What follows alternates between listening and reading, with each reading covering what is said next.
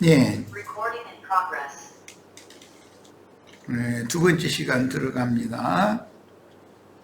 29절로 31절 여섯째 날, 그 다음에 32절로 34절은 마지막 절기, 수장절, 장막절, 초막절, 그 마지막 절기의 일곱째 날입니다. 이제 마지막 날이죠. 자, 거기 보면 숫송아지 7마리와 순양 2마리와 1년 되고 흠없는 순양 14마리를 드릴 것이며,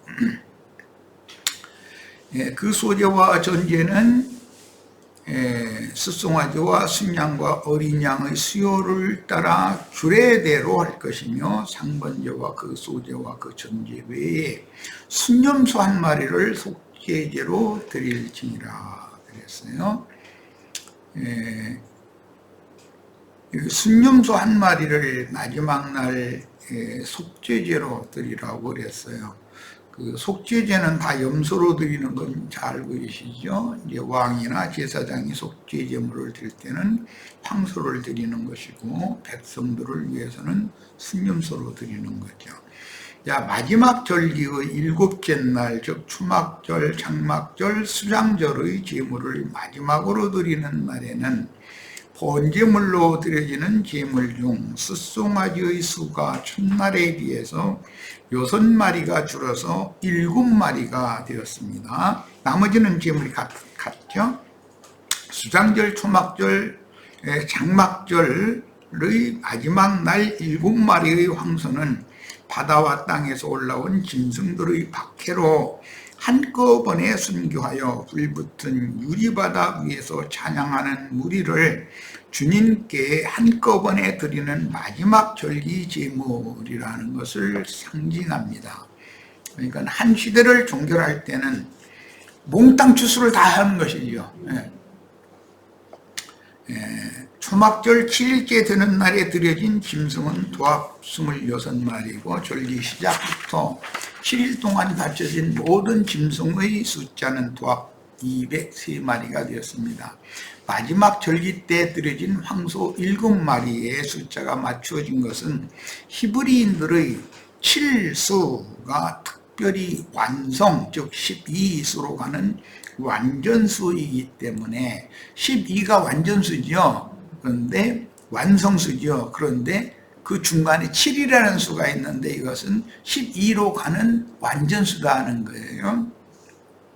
7교회의 사자들이 증인으로 드려지도록 한 시대는 계속되며 구원 얻을 자의 수가 그때 단체적으로 채워진다는 것을 암시합니다.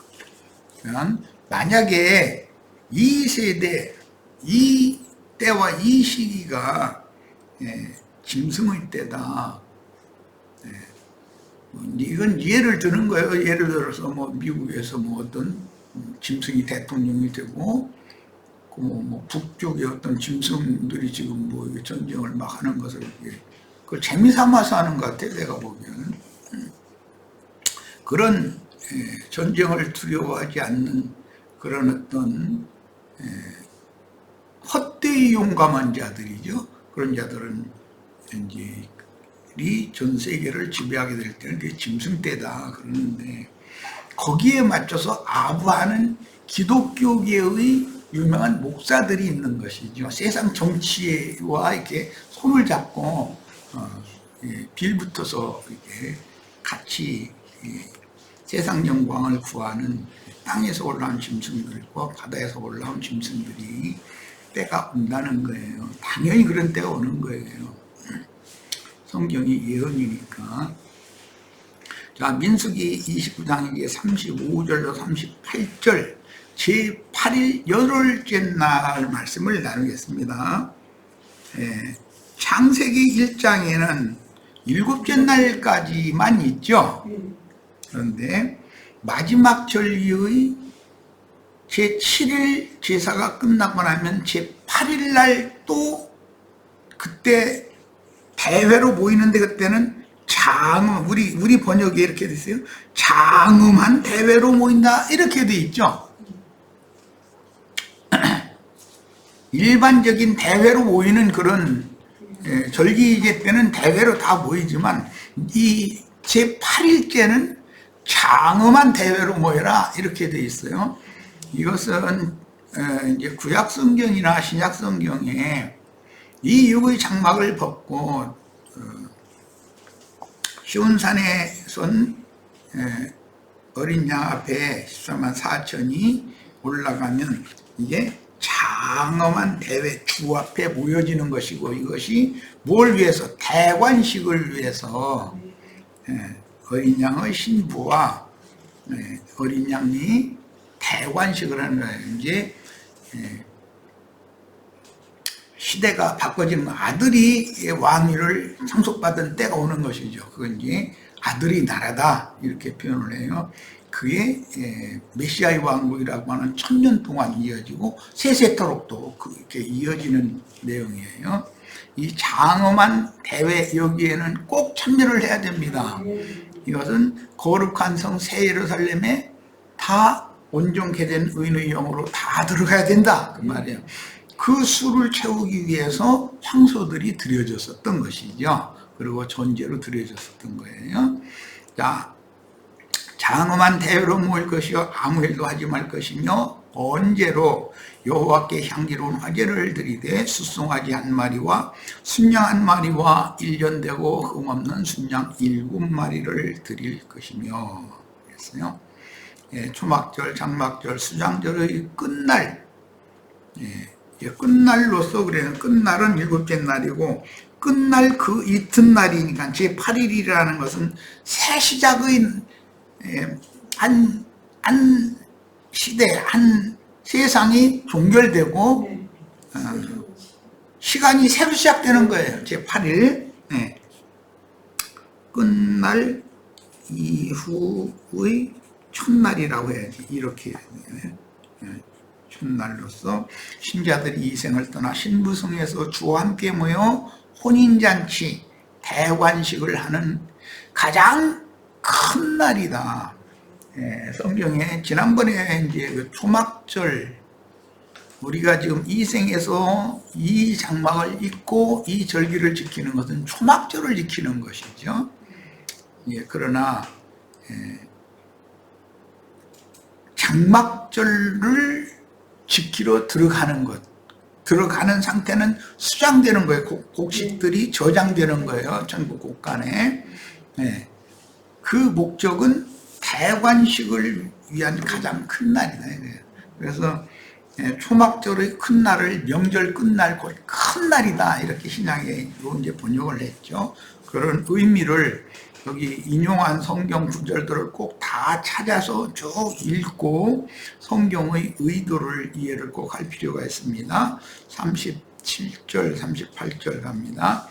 그 소제와 전제는 숫송아지와 순양과 어린 양의 수요를 따라 규례대로 할 것이며 상번제와 그 소제와 그 전제 외에 여기 이미 그 소제, 그 전제 이야기를 아까 내가 이제 전 시간에 말밑 부분에 강조를 했었는데 이것은 하나님의 말씀과 저희가 가진 증거로 인하여 목배임을 받은 자의 수를 7마리가 한꺼번에 드려지는 거예요. 그 이제 짐승 때예요. 그때는 여자의 남은 자손들도 한꺼번에 다 추수가 되는 때란 말이에요. 그러고서도 그렇다기는 또 남아요. 그러고서도 이제 그것은 이제 이스라엘의 추수법과 이게 이제 연관이 되는데 맨 먼저는 잘 익은 곡물 한 단을 먼저 베고 그 다음에는 온 밭을 베고 그 다음에는 모퉁이를 남겨놓았다가 이삭 죽기를 할 때 다음 시대로 넘기기 위해서 그게 남겨놓는 것이고 이삭 죽기를 할 때는 그때가 마지막의 종결이란 말이에요. 마지막 말세의 종결이다. 그런 개념을 이해를 잘 하시기를 바라요. 오늘날은 전도를 하기가 굉장히 어렵죠. 지금은 내가 볼 때는 이삭 죽기를 하는 때다. 참 사람 하나 얻기가 너무 쉽지 않은 시대를 우리가 살고 있어요. 뭐 불과 한 5, 60년 전만 해도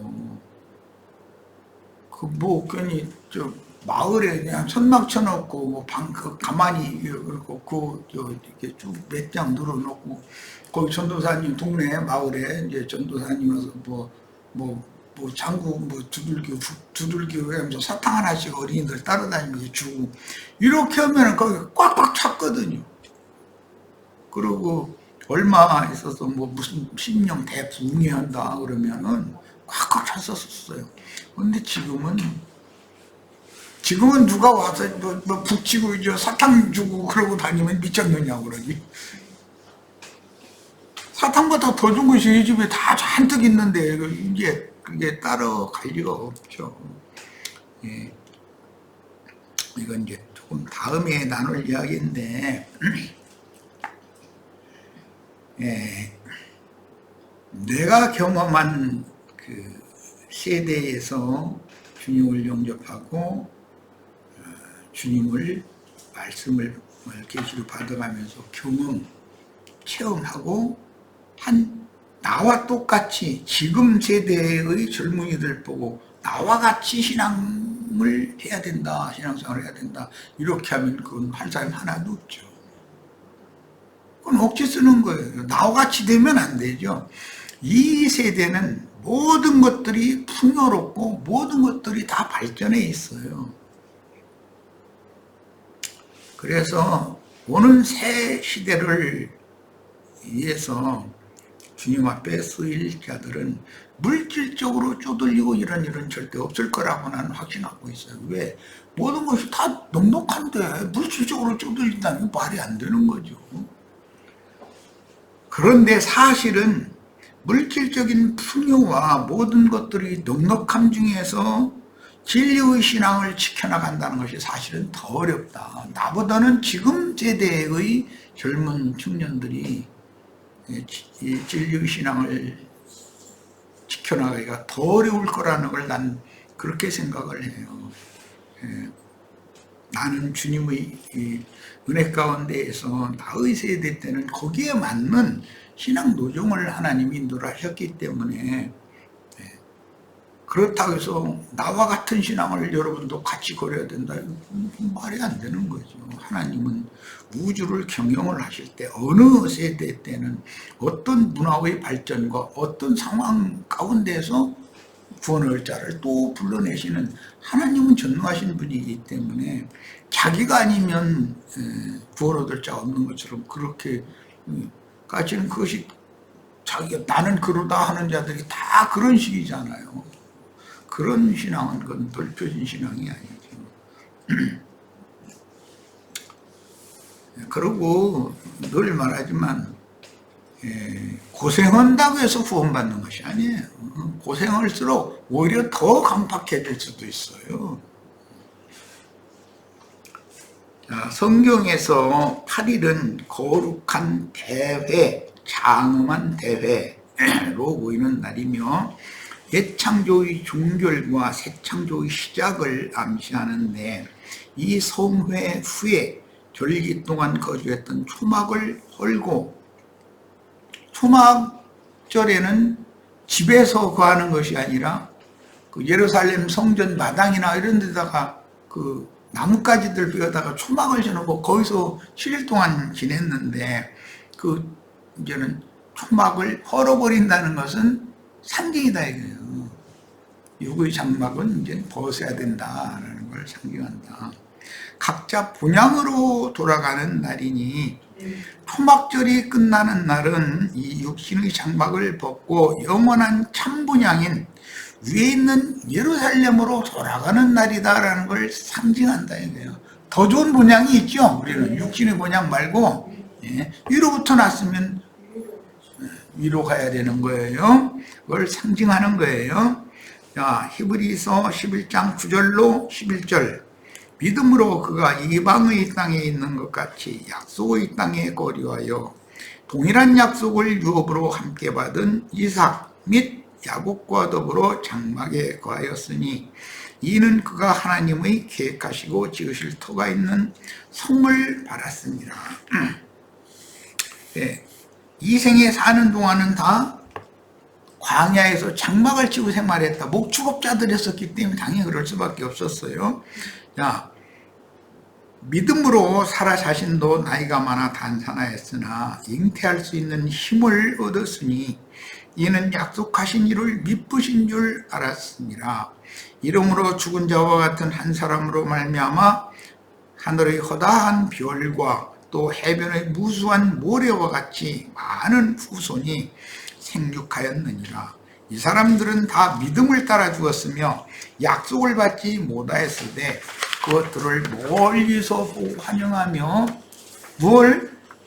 약속을 하나님이 약속하신 것. 그 믿음으로 그걸 붙들고 있었다는 거죠. 또 땅에서는 외국인과 나그네임을 증언하였으니 그들이 이같이 말하는 것은 자기들이 본향 찾는 자들임을 나타냅니다. 여기 본향이라는 것이 땅의 본향이 아니다 이거예요. 아브라함, 이삭, 야곱이 땅의 본향으로 돌아가려고 맘만 먹으면 언제든지 갈 수가 있는 거죠. 그런데 하늘의 본향이라는 것은 하늘이 정한 때와 시기와 기한이 다 차고 하나님의 뜻에 일치되어져야만 하늘의 본향으로 데려가셔야 되는 문제니까 이것은 사람이 힘으로 할 수 있는 문제가 아니다. 위로부터 난 자는 위로 가야 되는 거고 아래의 흙에 선한 자는 흙으로 돌아가게 돼 있는 거예요. 모든 생명이라는 건 그 본 곳으로 돌아가도록 돼 있다. 그들이 나온 바 옛사람의 지상 분향을 생각하였다면 돌아갈 기회가 있었으려니와 그들이 이제는 더 나은 분향, 옛사람이 혈육으로 세상에 출생한 출생지, 우리 옛날 호주제 할 때는 원적이라는 것이 있었죠. 네, 조부 이상의 그 계보께서 본적지로 두고 계셨던 그곳이 나의 원적지단 말이야. 대가 지난 다음에. 그런데 지금은 그 호주제를 사용하지 않게 지금은 국보그룹을 패버렸죠. 호주제를 지금은 하지 않아요. 다만 자기가 사는 현지 읍면동 사무소에 내가 이 동네의 주민이다라는 것을 가서 신고를 하면 출생신고를 거기서 하면 거기가 본향이 되는 거죠, 그 사람. 지금은 제도가 이렇게 바뀌었어요.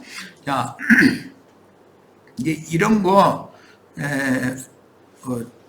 전에 뭐 국회의원, 뭐 이런 사람들, 장관들, 뭐 이게, 검증을 할 때 보니까 주민등록법을 위반해가지고 왜 그랬냐. 자기 자식을 좋은 대학에 보내기 위해서 좋은 학군으로 실제는 인천에서 사는데 서울 강남 어디에서 사는 걸로 이렇게 주민등록법을 시행을 하다 보니까 호적법을 시행을 하면 그런 게 가능하지가 않죠. 그런데 주민등록법을 시행하다 보니까 그 위장 전입을 이렇게 자기 아는 사람에게 해가지고 아이고 내 자식이 여기 학군 때문에 그러니까 좀 이렇게 하자고 당신 집에 같이 동거인으로 사는 걸로 좀 올리자고 이렇게 해가지고서 했다는 것을 다 이제 그 파내고 드러내고 막 비방하고 이제 그러더만. 그런데 세상 나라니까 가능한 거고 하나님의 나라의 본향을 지멋대로 그렇게 옮기고 그런다는 건 있을 수가 없는 거죠. 더 나은 본향을 사모하니 곧 하늘에 있는 것이라. 이러므로 하나님이 그들의 하나님이라 일컬음 받으심을 부끄러워하지 아니하시고 그들을 위하여 한 성을 예비하셨느니라. 그러니까 더 좋은 본향에 들어간다는 건 하나님이 아브라함의 후사들을 위하여 하늘에 예비하신 한 성에 들어간다라는 말인 거죠. 자, 이것을 장엄한 대회로 제8일 날 여호와 앞에 보여라. 이렇게 구약성경에는 이렇게 기록이 됐다는 거예요.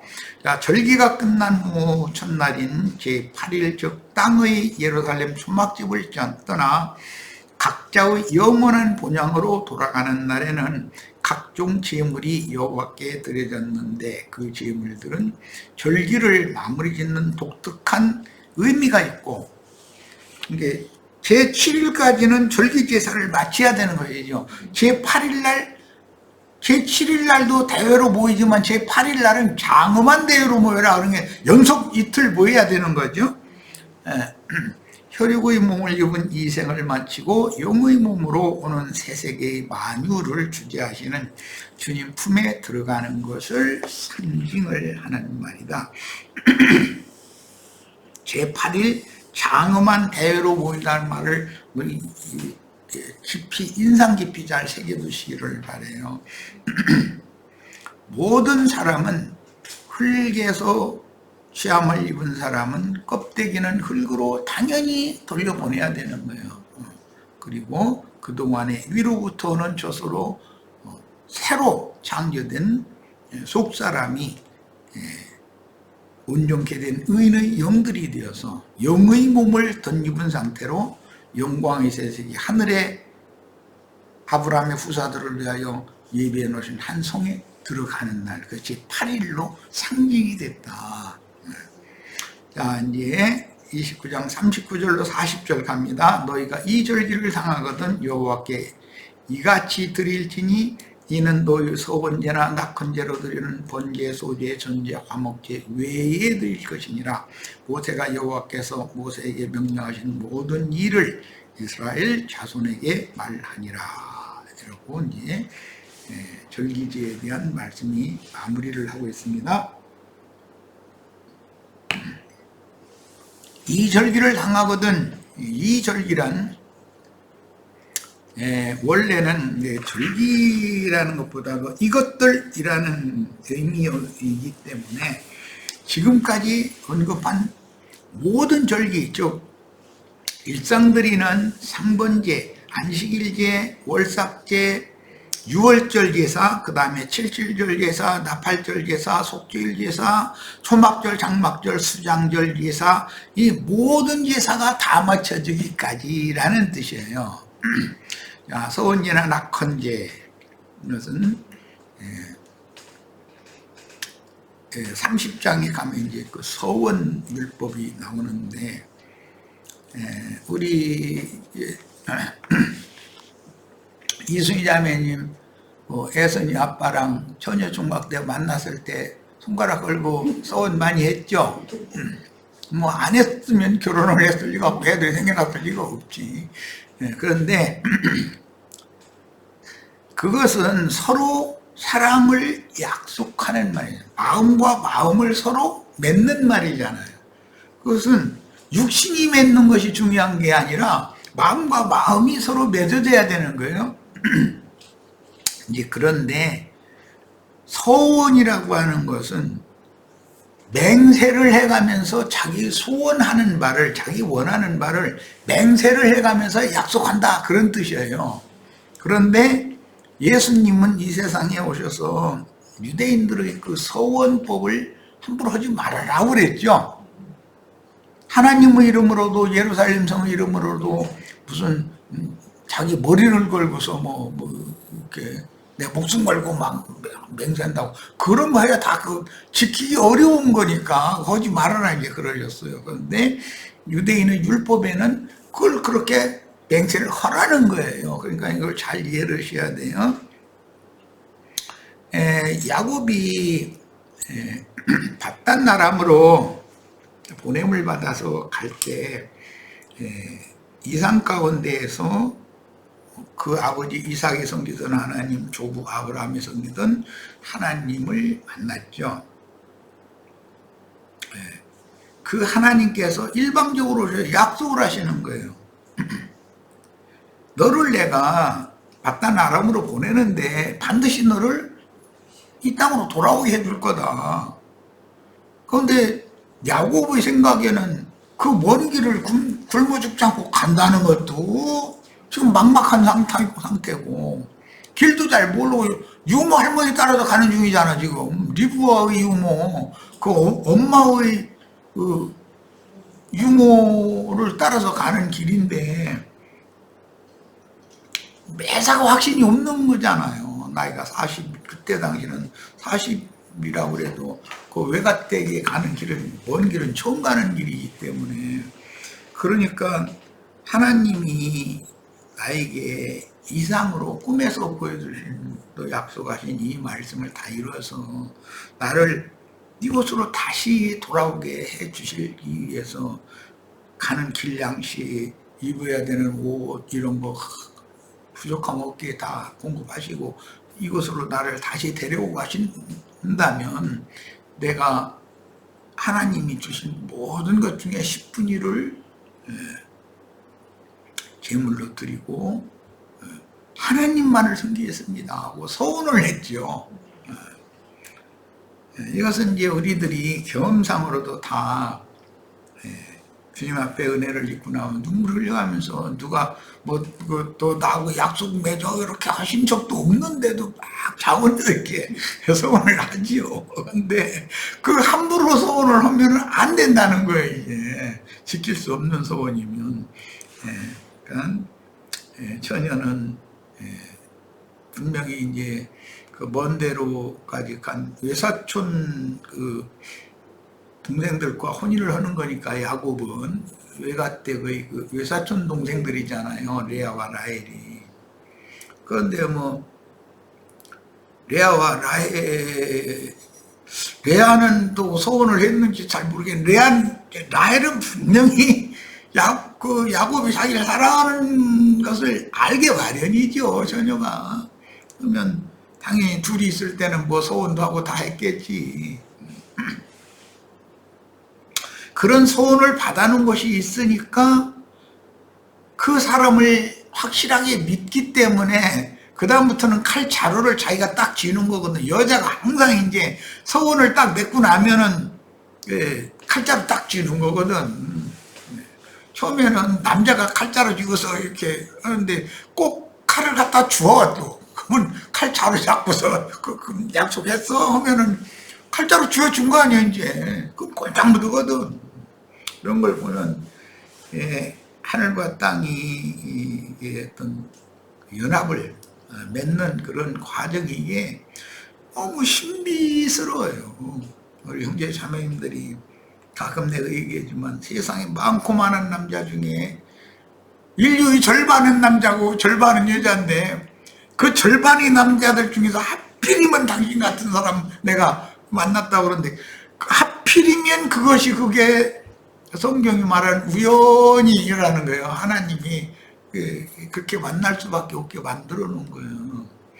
이제 그런 걸 이제 깨달으시면 하나님의 그 절대 주권, 아담의 그 갈빗대로 여자를 지으셔서 여자를 아담에게 다시 끌어다가 이렇게 중매하시는 그런 그림이 벌써 떠오르잖아요. 하나님은 우주를 경영하시는 전능자시구나. 인간사에서 서가 아무리 강해도 부가 세력이 아무리 강한 것 같아도 사자가 뭐 힘이 있어요? 정치 지도자가 힘이 있어요? 사랑의 힘보다 더 큰 거는 없어요. 사랑은 국경도 초월하는 거, 죽음도 초월할 수 있는 거니까. 그러니까 이런 어마어마한 그 능력을 눈에 보이지도 않고 뭐 다른 사람들이 뭐 웃고 넘어갈 일인 것 같은데 본인들은 그게 목숨 걸어버리거든. 본인들은 이런 걸 보면 하나님께서 우주를 경영하실 때 우선 제일 먼저 나와 내 가정을 그분의 주관대로 그분의 뜻을 이루기 위해서 경영하시는 것을 깨달을 필요가 있는 거다. 그래야 사람이 하나님 앞에서 방자하게 살지 않는다는 거예요. 하나님 앞에는 절대 순종이 필요한 거죠.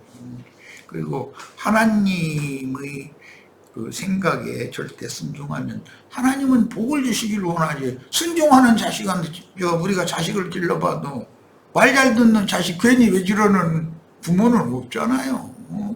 우리 형제 자매님들 삶 가운데서 많은 어려운 경우들을 많이 당하는 그런 시들을 볼 때 내가 안타까운 것은 왜 내가 간 길을 같이 가려고 그러냐. 내가 걸은 길을 같이 걸을 필요 없다. 순종하면서 믿음도 좋고 순종해서 하나님 앞에 칭찬과 축복도 받고.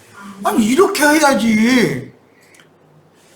겨우 그냥 억지로 그냥 막 끌려가다시피 이런 식으로 가면서 매질 당해가면서 그렇게 할 필요는 없다. 매질 당할 필요가 뭐 있냐. 이제 내가 그런 얘기를 하는데, 우리 형제 자매님들은 다 욕기 보자고 다 욕처럼 그렇게 되려고 하시지 말고,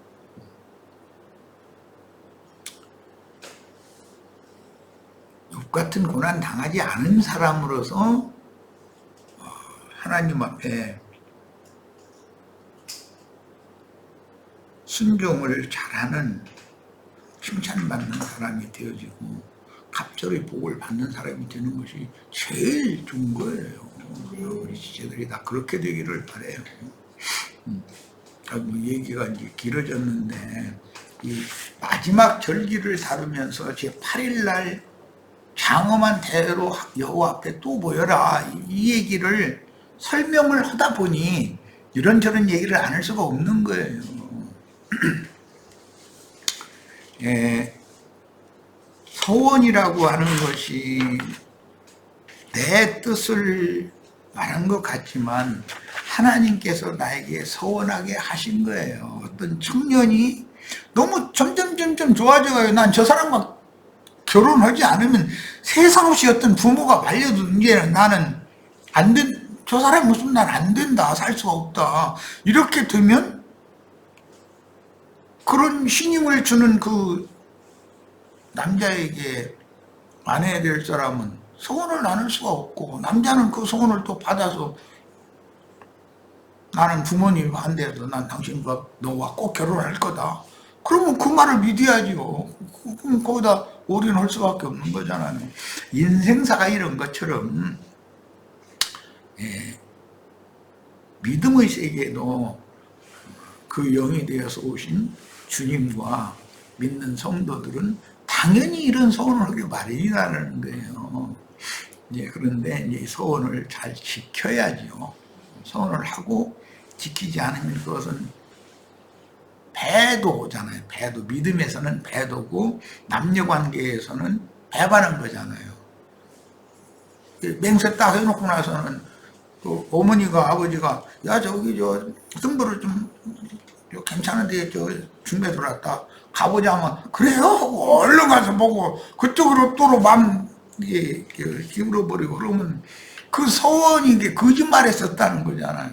그런데 하나님, 이스라엘의 하나님이 이스라엘 백성들과 서원을 맺은 관계였지만 하나님이 배반당한 것이죠. 그러니까 이게 관계가 자꾸 어그러져 가지고 많은 문제들이 있는데, 우리는 그런 것을 잘 고려해서 지금부터라도 나의 생각을 바꿔서